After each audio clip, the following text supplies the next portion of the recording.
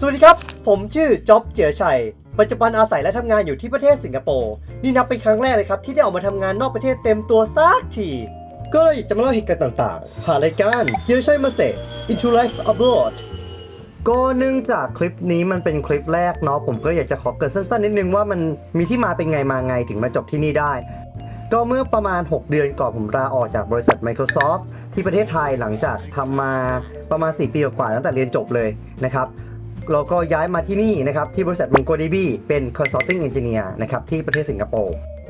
ซึ่ง MongoDB เป็นบริษัทสัญชาติอเมริกันทำด้านซอฟต์แวร์ทำด้าน Database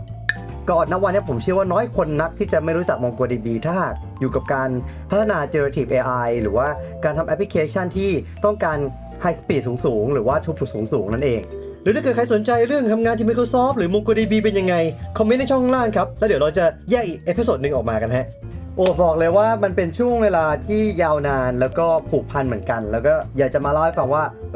มันเป็นยังไงนะฮะนี่ก็ผ่านมาจะ7 เดือนแล้วนะครับตั้งแต่ย้ายมาอยู่ที่นี่ผมเองก็แอบเสียดายเหมือนกันที่แบบที่ผ่านมาไม่ได้เรคคอร์ดไม่ได้เอาเรื่องประสบการณ์ต่างๆเนี่ยมาแชร์ให้ฟังว่าย้ายมาทำงานที่นี่เป็นยังไงต่างประเทศเป็นยังไงเจอปัญหาแก้ยังไงบ้างเพราะจริงๆมันมีความลำบากของมันอยู่มันไม่ได้มีแมนนวลให้เราอะนะครับเราต้องอาศัยแบบพึ่งพาจากพี่ๆจากเพื่อนๆต่างๆรอบๆตัวนั่นเองนะครับแต่ไม่เป็นไรเดี๋ยวค่อยมาคุยกันนะครับในช่วง30 วันที่ผ่านมาครับพอดีมันมีหลายอย่างเกิดขึ้นมากมีหลายอย่างที่ไม่เคยทำก็ได้ทำเจอผู้คนใหม่ๆแล้วก็เราก็รู้สึกว่าเราเริ่มเซตโชกับที่นี่มากยิ่งขึ้นก็เลยอยากจะไปเอาวิดีโอแล้วก็รูปต่างๆที่เคยเรคคอร์ดเอาไว้เนี่ยมาเล่าให้ฟังเป็นช่วงเวลานะครับแต่ว่าเนื้อหาเนี่ยอาจจะไม่ได้เรียงตามไทม์ไลน์หรือตามเวลานะครับแต่ว่าอยากเห็นเป็นให้เห็นเป็นแอคทิวิตี้มากกว่านั่นเองนะครับดังนั้นเราไปรับชมกันเลยดีกว่าฮะไปกันเลย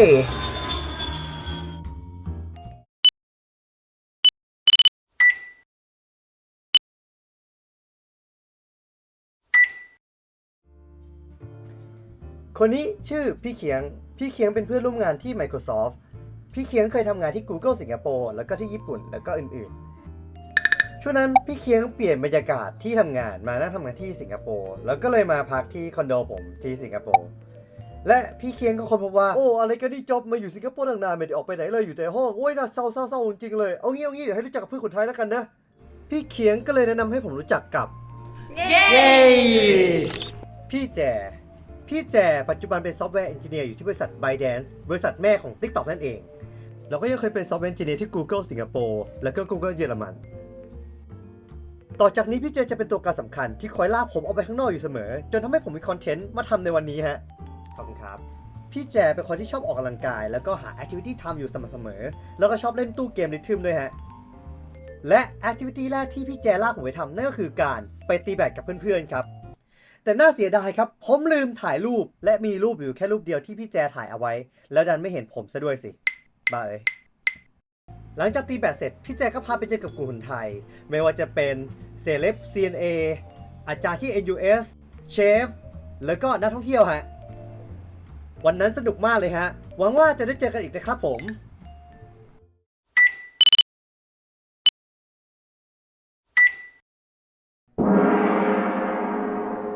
กิจกรรมที่ 2 ปีนผา Bouldering ถ้าว่าถึงกิจกรรมปีนผาเนี่ยน่าจะเป็นกิจกรรมหนึ่งที่ผมคิดว่าตัวเองไม่น่าจะทำได้นะฮะแต่ว่ามีรุ่นพี่คนหนึ่งฮะบอกผมว่าเนี่ยนะพอมึงไปอยู่สิงคโปร์เนี่ยมึงจะเบื่อมากเลยเว้ยและการปีนผาเนี่ยเป็นกิจกรรมหนึ่งที่คนเขาทำกันเยอะมากผมก็ก็ดีเหมือนกันลองเล่นดูสักหน่อยก็ดีประกอบกับว่าพี่แจเนี่ยมาชวนไปเล่นกับเพื่อนสิงคโปร์เนี่ยพอดีผมก็เลยบอกรุ่นพี่คนนั้นไปว่าเดี๋ยวผมกับใครอาทิตย์หน้าเนี่ยพาผมไปซ้อมทีสิพี่เขาก็เลยจัดแจงพาผมไปลองของดีเลยแล้วพอวันแรกเดี๋ยวเพิ่งผม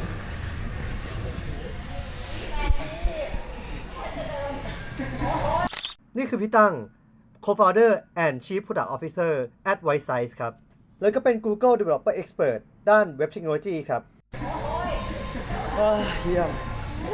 ในที่สุดก็หากิจกรรมทำที่สิงคโปร์ได้แล้วจากเรียกว่าผู้เชี่ยวชาญตัวจริงตั้งภูเขาไฟในช่วง2 ปีที่ผ่านมาพี่ตั้งป้ายย้ายผมไปซื้อของหมดไปแล้วประมาณ 2.4 ล้านบาทครับเดี๋ยวผมจะทำเอพิโซดแยกต่างหากเพื่อรีวิวของที่พี่ตั้งป้ายยาให้ผมมาซื้อกันว่ามันมีอะไรบ้างแล้วมันเป็นยังไงบ้างครับ แต่สำหรับตอนนี้เดี๋ยวเราไปดูกันก่อนว่าการปีนผาเป็นแพะภูเขาไฟครั้งแรกของผมเนี่ยมันเป็นอย่างไรครับผม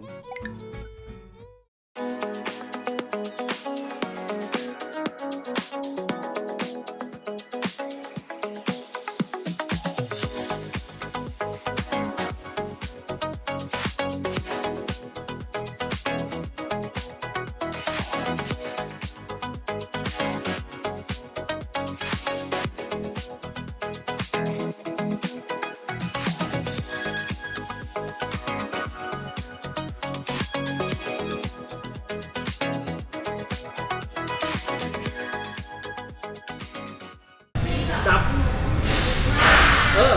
อีกมือนึงช่วยตายแล้วโอเคลงโอ้ลงทำไมก่อนโอเคบอกแล้วเปลี่ยนรองเท้าไปไงโอเคดีขึ้นแต่ว่าไม่อยู่ดิ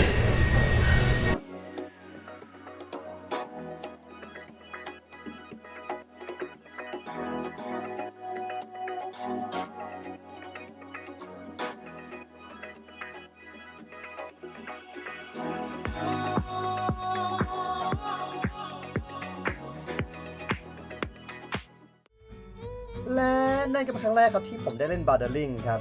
บางคนอาจจะสงสัยว่าบาร์เดอร์ลิงมันต่างกับการแบบปีนหน้าผายังไงนะครับคือจริงๆปีนหน้าผาแบบอินดอร์นะครับมันจะมีด้วยกันประมาณ3ประเภทเนาะก็จะมีตั้งแต่ท็อปโลฟลีดคลัมบิ้งแล้วก็ตัวนี้ครับบาร์เดอร์ลิงซึ่งบาร์เดอร์ลิงมันจะไม่ต้องมีเชือกเนาะแล้วก็ความสูงจะอยู่ประมาณ 3-4 เมตรครับเดี๋ยวดีเทลยังไงก็ลองไปศึกษากันดูแล้วกันนะครับผม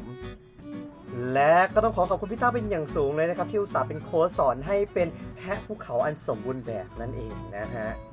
ทีนี้พอกลับมาที่สิงคโปร์พี่แจก็พาไปเล่นที่ Boulder Planet กับแก๊งเพื่อนๆสิงคโปร์เรียนครับแต่เช่นเคยครับ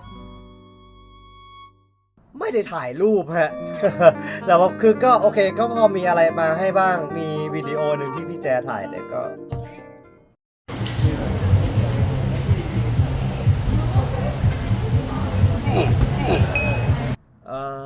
ก็นั่นแหละฮะท่านผู้ชมก็หลังจากเล่นไอ้นี่เสร็จก็จะไปเป็นหัวข้อถัดไปนั่นคือ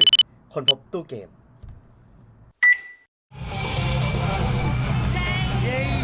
นี่คือหลังจากเล่นบอลลูนมาก็คือมาไม่รู้ยังไง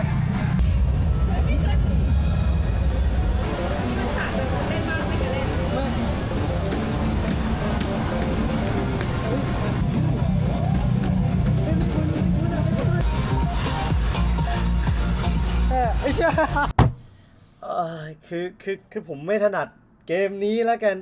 แต่โอเคมันก็มีรอบที่ผมเล่นได้ดีนะเราชนะสภาพจอมาจับเรื่องแพงมาผมจำไม่ได้ว่าครั้งไหนแต่มันมีอยู่ครั้งหนึ่งแหละไปเกมอื่น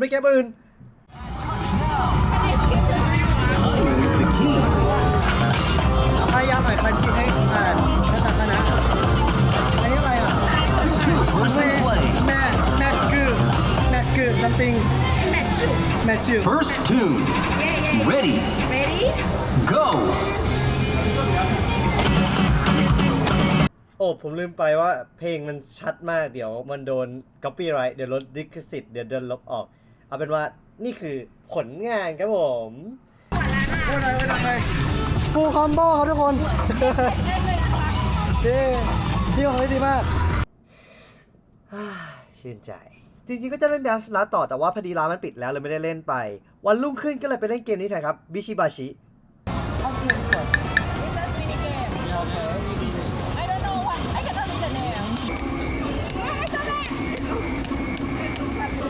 บิชิบาชิเนี่ยครับจะเป็นเกมที่รวมมินิเกมที่เราสามารถเล่นไปได้เรื่อยๆจนกว่าเราจะแพ้เลยครับ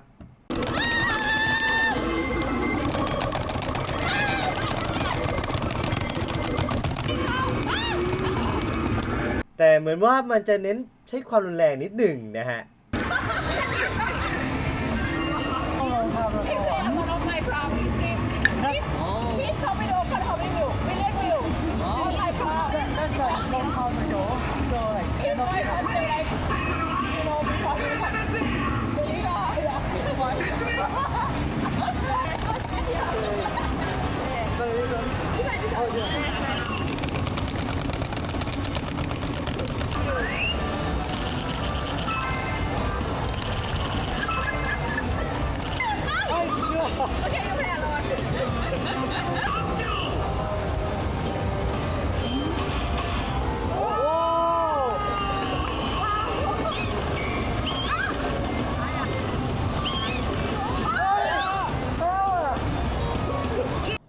หลังจากนั้นเราก็มี activity 3 ต่อ นั่นก็คือ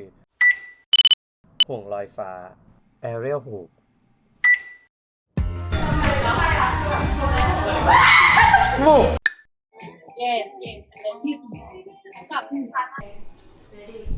Is that GoPro or what? No, this one is DJI. How to wear this? Just like that. Yeah, it's video actually.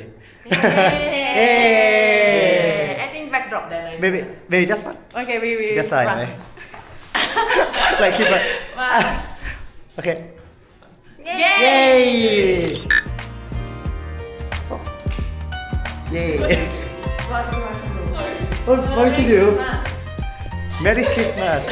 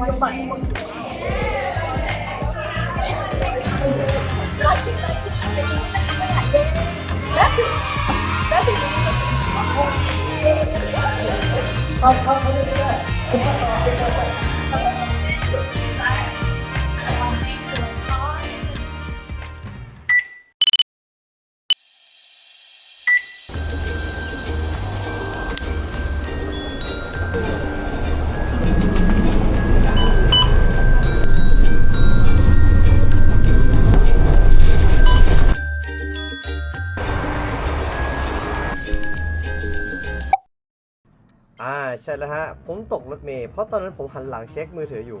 เลยทำให้ผมกำลังจะไปงานเลี้ยงสายและต้องเรียก Grab. Sorry, I saw you are outside. I just like go to check. Outside actually. No, Yeah, that's right. Why you select outside? Actually, I saw you. Yeah. Your Yeah, that's right. Because the problem is you select outside. No. Actually, I select here, but the pin is go outside. I don't know why. Oh no, the pin. Yeah, that's น้ำซ้ำผมโดน Grab Driver โมโหใส่เพราะว่าผมปักพินแล้วมันดันไปอยู่ตรงจุดจอดรถประจำทาง คืออย่างนี้ครับ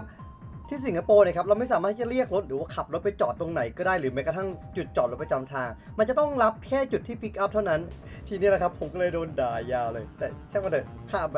Yes, okay. Yeah, thank you so much. Okay. Yep. Thank you. Have a nice time. Bye bye.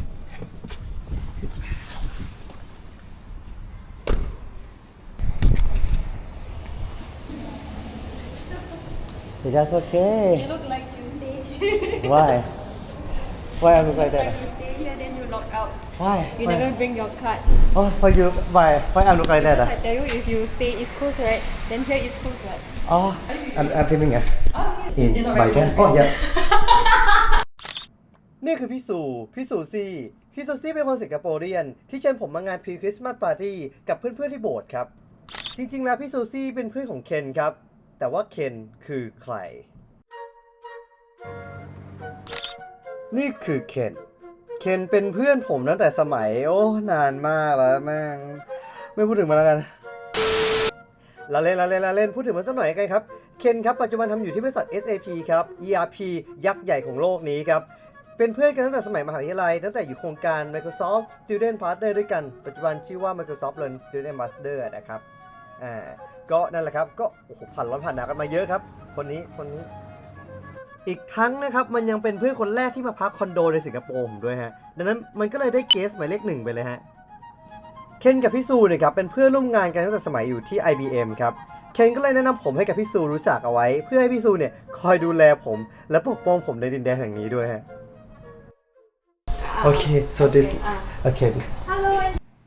มาถึงจุดนี้แล้วหลายๆคนอาจจะสงสัยว่าเอ๊ะนี่ภาพมันเบลอหรือว่าเธอไม่ชัดเจนกันแน่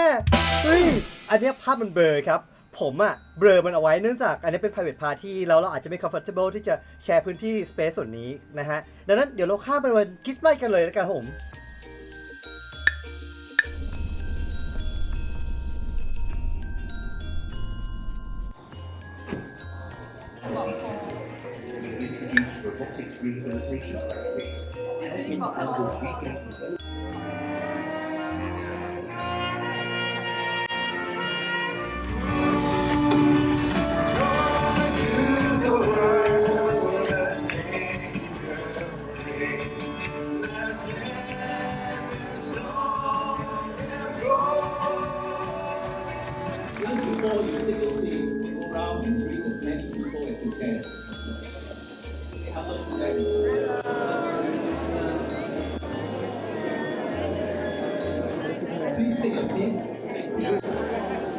time to welcome all the new visitors and people. จบลงไปแล้วนะครับกับงานวันคริสต์มาสนะครับประทับใจมากๆรู้สึกแบบคือรู้สึกดีมากๆเลยนะเดี๋ยวอาจจะมี follow up กันอีกคืนนี้คือเหมือนเราไปเนี่ยตอนช่วงที่เขาร้องเพลงเนี่ยรู้สึกเหมือนเราอยู่ในคอนเสิร์ตซึ่งแบบมูดและไวบ์ดีมากๆเลยฮะแบบฟีลกู๊ดมากๆโปรดักชันก็ดีมากๆเลยคือแบบเขาทำไลฟ์ด้วยครับก็แบบว่าโปรดักชันดีมากคือแบบตกใจก็ก่อนจะจบคลิปนะครับวันนี้ที่ไปเนี่ยคือตั้งใจอยากจะไปศึกษาจริงๆนะครับแล้วก็ได้รับประสบการณ์ดีๆมากๆเลยก็สำหรับวันนี้นะครับใครดูมาจนถึงจุดนี้ขอบคุณมากๆเลยที่ดูกันมานะครับแล้วก็เดี๋ยวในอนาคตมีคลิปใหม่ๆเดี๋ยวจะมาอัพกันนะครับเพราะว่ามีเรื่องเล่าอีกมากมายเลยเดี๋ยวนั้นอย่าลืมกด subscribe ก่อนจากกันไปและสำหรับวันนี้ขอตัวลาไปก่อนไปแล้วบาย